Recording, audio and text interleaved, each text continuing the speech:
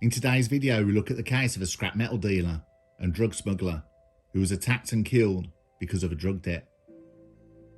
Jesse Richards had travelled to Sheffield before he was kidnapped and bundled into a van, which was later found burnt out. His body was disposed of in Warwickshire, but has never been found.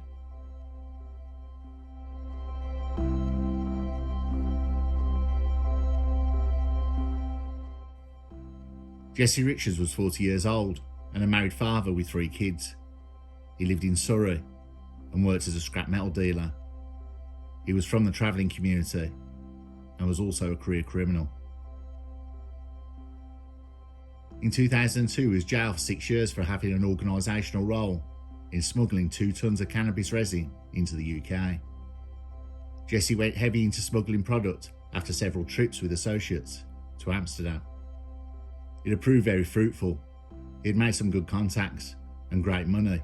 With the amounts he earned, he spent lavishly. Though scrap metal paid a good living, he had got used to the fast, big, easy money from the cannabis he smuggled on the side. He was good, he got his men organised, and he was successful, smuggling large quantities of the products into the country.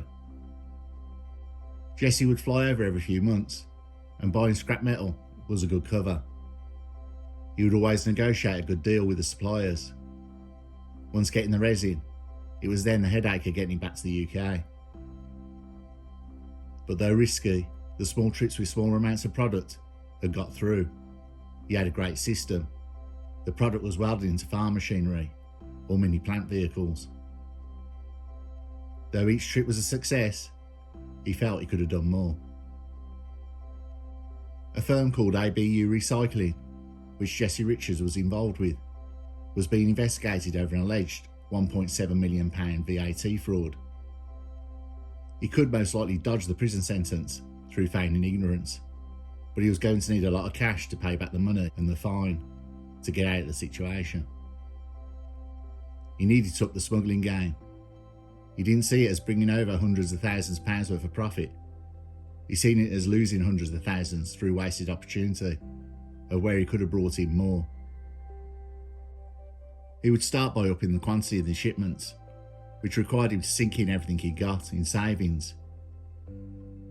But if you could get a good 5 shipments through, he'd be set for life. But upping the quantity, this would be Jesse's mistake. He was about to really put himself in the ditch, like a bad gambler.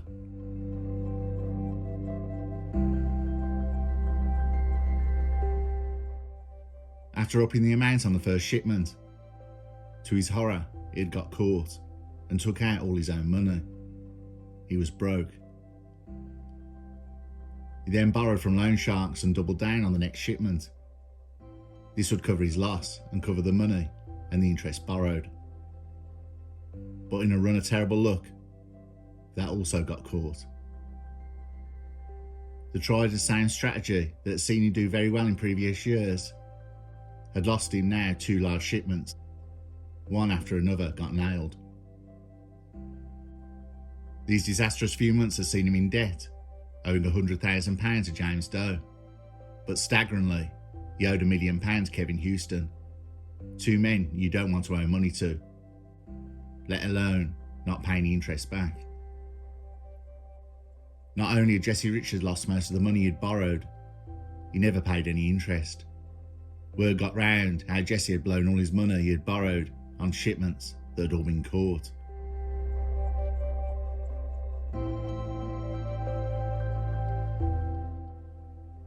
But Jesse panicked wouldn't be defeated. He had a plan. His luck had to change. After dodging Doe in Houston, he flew back to Amsterdam. After doing a deal with the supplier took Jesse aside and explained that his next shipment was sure to get caught also. He implored him to try a different way of getting the product back to the UK. This would be by a small fishing boat instead of welding them into car and digger parts and getting busted at customs. This boat would avoid customs altogether and meet another boat a mile from shore. It would land on a beach under the cover of night. The cost would be high, but the outcome was positive but not guaranteed. So would it be third time lucky for Jesse?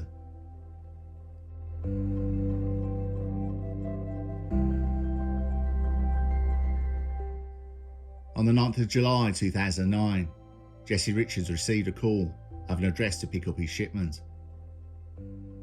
He drove his van over to the lockup unit and was told to leave his van outside.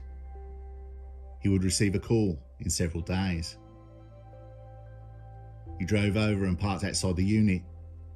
He handed over his keys to a man who looked like a security guard. He then walked away and took a taxi to a cheap hotel in the town. A couple of anxious days later, he received a phone call. The repair is all done and you can pick your van up. The keys are in the back bumper. Jesse took a taxi to the unit and the van was waiting. There was no one about. He retrieved the key and inside the van was 9 large cardboard boxes. He immediately drove off without checking them. After an anxious drive avoiding motorways, he drove to a remote farm and moved the van into a large steel barn shed that he had hired from a family friend. Jesse amazingly had managed to get shipped in £1 million of high-grade cannabis resin. His next step was finding a buyer. With this, he could pay Houston and Doe the money he owed and be well up on the deal. With the headache of the lost shipments and the taxman, the word on the grapevine of the money he owed, he thought maybe it's best to keep his head down for a bit. He stayed at the farm for a few weeks, sleeping in the steel barn shed with the product. He ordered some bales of hay and parked the van up the corner with the cannabis inside and buried the van under the bales. No one would know there's a van under there, let alone £1 million of product inside it.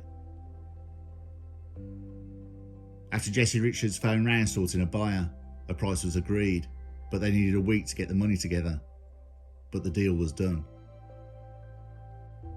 He then started planning the next shipment, and he still hadn't got rid of the other one yet.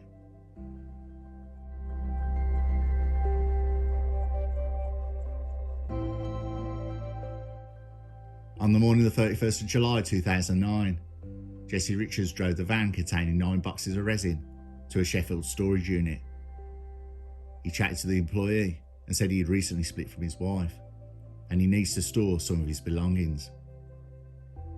He then drove to Clearpride Travellers site in Evesham to see a friend before driving back home to Surrey. Unknown to Jesse, a van had been following him after he was spotted in the local village. They knew exactly where he'd be heading. On the dirt track to Clearpride Travellers site, as Jesse pulled up, he got out of the van and closed the door. A Renault van came racing up. It pulled up behind, blocking the exit. He was confronted by 5 men, armed with metal crowbars and baseball bats. It was the men he owed the money to, Doe and Houston, and 3 heavies. Jesse was heard shouting, "Please no." Houston struck the first blow. Then 5 men rained blow after blow on Jesse Richards. The attack lasted 3 minutes. Jesse's lifeless body was dragged to the back of the Renault van and he was thrown in the back. The 5 men got in and sped away. In the back, Houston watched as Jesse lay on the floor of the van, struggling to breathe. The travelling community don't involve the police. They prefer to police themselves. Problems, disagreements are talked through or settled as a community. This was not such a case. Word got back to Jesse's wife. Frantic, Jesse's family members phoned the police. Police began a search of the country roads. The Renault van Jesse was kidnapped in was found burnt out in Coventry. The police faced a wall of silence, but they managed to gather the names of the 5 men pretty quick. But with the amount of blood at the scene, police were sure Jesse, if not dead already, soon would be from his injuries. Finding the burnt out van further made detectives think Jesse was dead. After 2 days, the kidnapping was turned into a murder inquiry, with Jesse still not being found. The 5 men had all gone on the run. 5 months later, Jesse Richards' boxes of cannabis resin were found by police at the storage lockup, untouched since the day he was murdered. Jesse Richards' body was never located. The 5 men were all caught, the last being James Doe, who was caught a year after the murder. Police carried out excavations to find Jesse Richards' body in Druids Close, Stoke, in Coventry, Breach Oak Lane, Corley, and in a field next to Chesterton Windmill, near Leamington, with no success.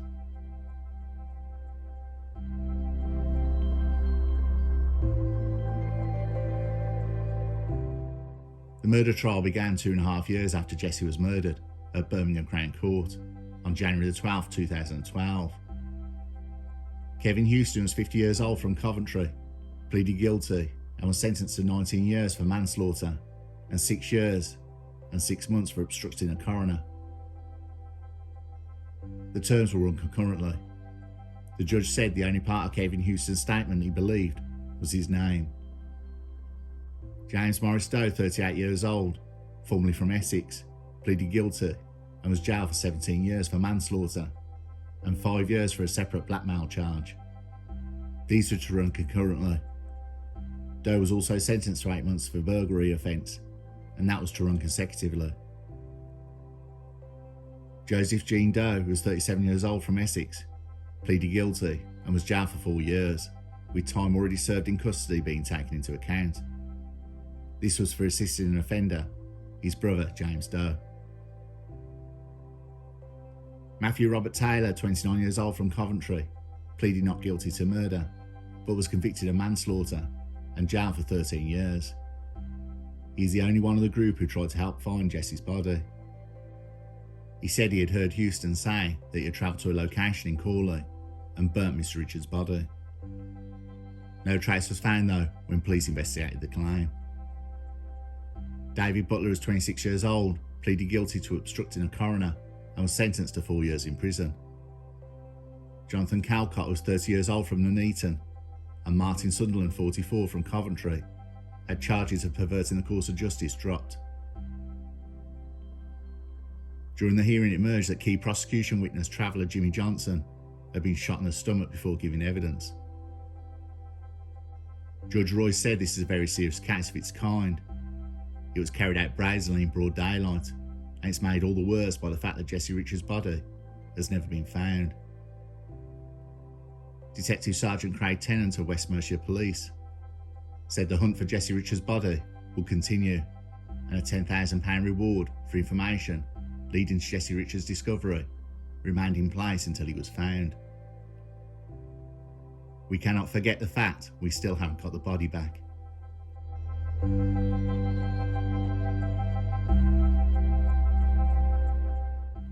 To this day, Jesse Richards' remains have never been found.